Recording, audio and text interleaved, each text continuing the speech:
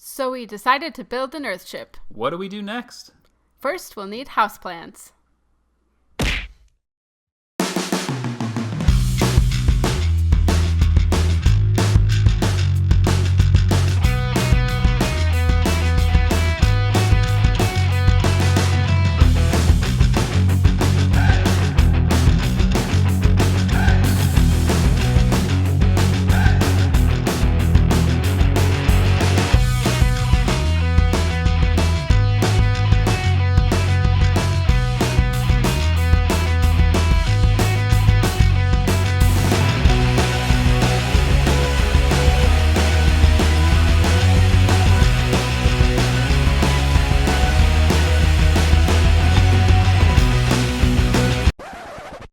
Maybe we should hire a professional.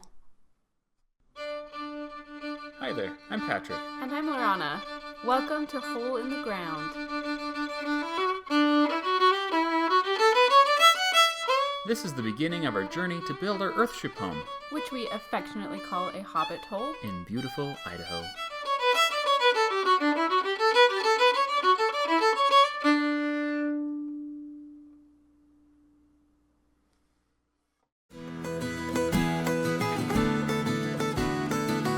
Patrick had been studying materials from Earthship Biotecture, including some home layouts that they had included in their app. One of the layouts, called the Refuge model, was essentially what we wanted and was supposed to be the most accessible in terms of cost and do-it-yourself ability. We knew we wanted it to be 3 bedrooms instead of 2, though, so Patrick did some very impressive work with Microsoft Paint. I am still not totally sure how he did this wizardry, but he altered the plans to have a 3rd bedroom.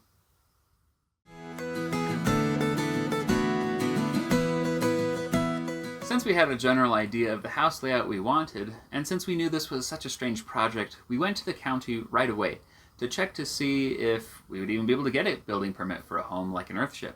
We quickly learned that we were going to need a structural engineer to sign off on our project, and thus began a 9-month quest to find an engineer and get that fabled sign-off on our project. Finding an engineer to work with proved to be quite challenging for 2 main reasons. One, this is a weird construction, and most of the engineers we talked to initially weren't willing to take on a project that used rammed earth, a technique unfamiliar to them. And 2, we had to find an engineer willing to work on this specialty project who was also licensed in Idaho.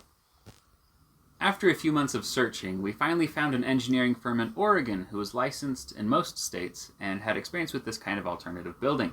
We showed them our very thorough Microsoft Paint drawings and determined that we would basically need to design this house from scratch with a 3-dimensional CAD drawing, or computer-aided design. This made the home design and engineering part of our project more expensive, but I don't really see how we could have done it any other way. Plus, it meant that we could shift some things around with the layout that we wanted to change. And like we said before, we wanted it to be 3 bedrooms, but we wanted the kitchen/living room to be at the center of the home, with bedrooms slightly smaller and the main area slightly larger. Working with the home designer allowed us to make these changes for the home to be exactly what we wanted. We had to do a lot of calls back and forth with the home designer to clarify different parts of the layout before we could even get in the queue for the structural engineers to sign off on the plans. And all told, this part of our preparation took about 9 months. So if you're planning to build an Earthship, start looking now for an engineer licensed in your state.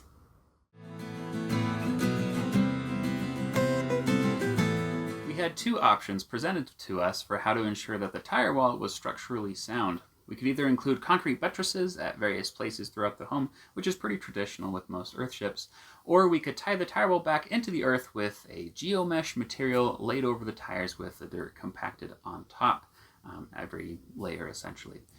We decided on the geomesh option because, I don't know, why not? I think we partially wanted less concrete in the home, but yeah, stay tuned for how the geomesh is going to work out. We're really curious about that.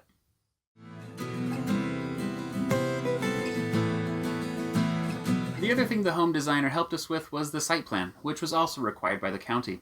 The site plan just showed where on the property we would be putting our structure to ensure that there was room for a septic system and a potential well, which we're not planning on putting in right away, but without those being too close together or to the property line.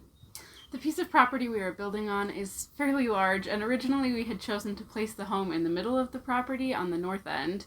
We just did not have a good sense for how far from the road that would actually put it. We ended up deciding to move it way closer, in large part because of the cost of running electricity from the road to the construction site. We also learned that if the home was more than 150 feet from the road, we might have to put in a huge T-shaped driveway to allow fire trucks to turn around. So yeah, the house is much closer to the road now, and I actually think we are going to like having it there a lot more.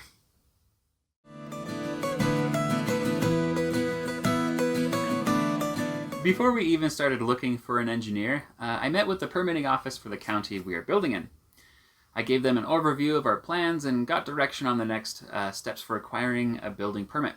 We are super lucky because the permitting office in our county has been very supportive, actually, and helpful in guiding us to our next steps, which is not always the case with alternative construction projects like ours.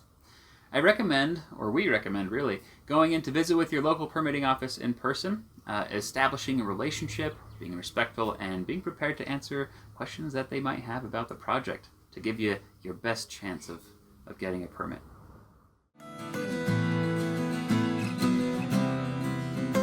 Let's talk about the biggest problem we ran into with getting our plans to meet international code, which is what our county required. And then we'll tell you how we worked around it. In order for a building to meet international code, all bedrooms have to have a method of egress or exit straight to the outside. If you remember our house layout, though, you'll remember that all the bedrooms are surrounded by the tire wall.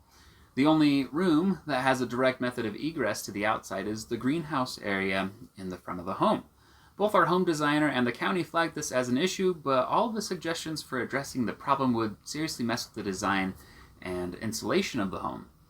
Some of the solutions we brainstormed were having a window at the top of the wall in the rooms or having a sort of window well as an exit, but either of these would have required messing around with the tire wall and earth bank, and we really didn't want to pursue either of those options. Plus, what would either of these options do to help this poor little bedroom in the middle here? I was pretty discouraged by this hiccup until I had a breakthrough. What if we had the bedroom walls run all the way through the house, through the indoor greenhouse, essentially turning our house into 4 large rooms that each incorporated part of the greenhouse section? Our designer said this plan would work, so this is the way our house plans are laid out now. What it means is that there are not doors leading into the bedrooms, since the only door can be the one that leads directly to the outside. So that isn't ideal, but we'll figure out how to manage or alter that part of the home way later on. I imagine we'll make the walls in the greenhouse section of the home as sparse as possible, since they aren't load-bearing and don't need to be there for any reason besides getting our house to meet code. We were just delighted to find a solution that wouldn't require interfering with the tire wall part of the house.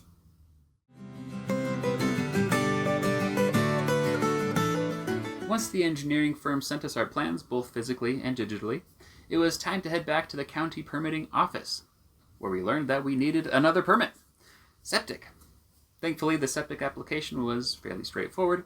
We just had to put in some information about the location and geography of the site, and of course pay several $100s. Then we were good to go. I submitted everything to the permitting office, and a few weeks later, we finally had our building permit. That precious document we had waited so many months for and taken so many steps to get. We recently learned that we actually aren't finished with permits. We still need an electrical permit and a plumbing permit. And while we aren't worried about the electrical permit, we do request your well wishes that the state of Idaho will be merciful to our Earthship project, what with its rainwater collection and water reuse, when we go to apply for the plumbing permit.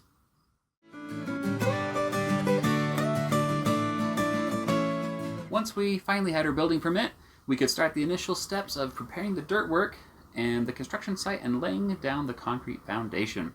We decided to hire contractors to do this part of the project, and we'll tell you all about that in the next video.